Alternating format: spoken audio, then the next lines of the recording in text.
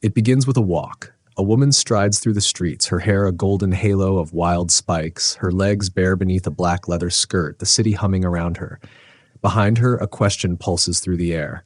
What's love got to do? Got to do with it. In 1984, this question didn't just dominate the charts. It redefined the comeback, shattered pop's age barriers, and crowned Tina Turner an immortal icon. But the story of this song isn't just about a hit record. It's about how a song nobody wanted, a song Tina herself almost refused to record, became the anthem that saved her career and rewrote the rules for women in music.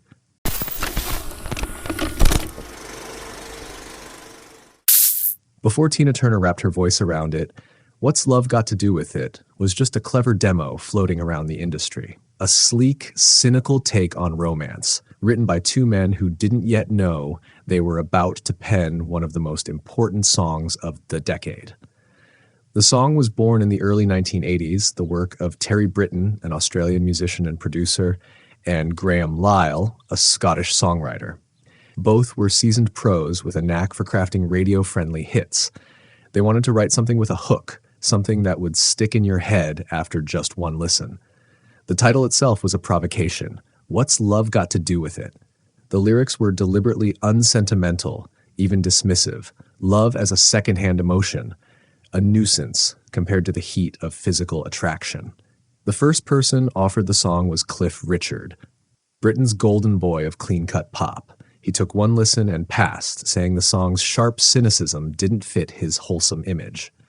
Next came Donna Summer, who also said no. She was moving away from disco into more spiritual themes and didn't connect with the lyrics' detachment. Then came Bucks Fizz, a British pop group fresh off a Eurovision win. They actually recorded the song in 1984, and their version sounds eerily familiar in arrangement. But it lacked something: weight, grit, danger. Their label shelved it, never releasing it as a single. And so this song, with its killer hook and slick groove, drifted, unwanted, unclaimed, through the industry. In 1983, Tina Turner was at a crossroads. She had walked away from Ike Turner in 1976, escaping an abusive marriage with little more than her name and a fierce will to survive. The years since had been a grind: small club gigs, cabaret shows, constant hustling just to keep the lights on. Then, slowly, things began to shift. She signed with Capitol Records. She recorded a cover of Al Green's Let's Stay Together, which did well in Europe. She began to craft an album that would pull her out of the shadows, Private Dancer. Her manager, Roger Davies, was looking for songs to complete the record when he got his hands on the What's Love Got to Do with It demo. He thought it was perfect. Tina did not. Her first reaction was blunt. It's wimpy pop fluff. Tina Turner saw herself as a rock and soul performer, high energy, raw, commanding. This smooth, mid-tempo pop track felt too tame, too polished. She didn't think it suited her at all, but Davies persisted. He knew that in the MTV-driven mid-'80s, she needed a single with broad crossover appeal, something that could work on pop, rock, and R&B radio. Eventually, Tina agreed to give it a try. What happened in the studio would change music history. The demo Britten and Lyle provided was competent, catchy, well-structured, but it didn't yet have that spark. Tina decided to slow her vocal delivery in the verses, almost speaking the lines in a conversational, confiding tone. She injected grit into the chorus, letting her rasp curl around the hook like smoke. Terry Britten adjusted the arrangement. A clean, choppy, funk-inspired guitar anchored the track. Smooth synth pads added atmosphere without drowning the groove, and a tight bass line locked in with the programmed drums, giving it a steady, almost hypnotic pulse. The result was something new. Not quite rock, not quite R&B, not quite pop, but a hybrid with Tina Turner's DNA stamped into every bar. Capitol didn't launch What's Love Got to Do with It as the lead single. They tested the waters with Help, a Beatles cover in the UK, which flopped. Let's Stay Together followed, doing modestly well. Then in May 1984, What's Love Got to Do with It hit the airwaves as the third single. The reaction was instant. Radio loved it. MTV put the video, directed by Mark Robinson, into heavy rotation.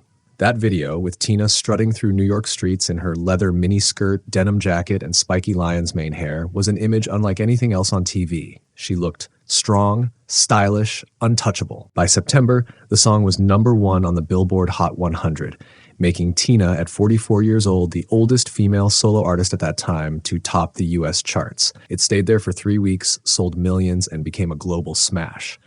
Part of the magic of What's Love Got to Do with It lies in its restraint. The song moves at around 98 BPM in A minor, a key that lends itself to a cool, slightly mysterious mood. Terry Britton's percussive strumming adds bounce and syncopation, subtly nodding to reggae and the Police. Smooth pads and gentle melodic accents give it that quintessential 80s polish. Vocally, Tina alternates between smoky intimacy in the verses and a controlled, gritty belt in the chorus. She never oversins, which makes the moments of rasp even more powerful. This was not a power ballad or a rock anthem. It was a groove, a mood, and it stood out on 1984 radio precisely because it didn't try to blow the roof off. Lyrically, the song is about detachment. The narrator insists that love isn't necessary, that attraction can be purely physical, that emotions just complicate things. Lines like, "Who needs a heart when a heart can be broken?" reveal the truth. This is someone who's been burned before. The bravado is a shield. Coming from Tina Turner, those lyrics hit harder. She had endured years of public and private pain. She had rebuilt herself from nothing. Here was a woman singing with authority that she would decide when and if love had anything to do with her life.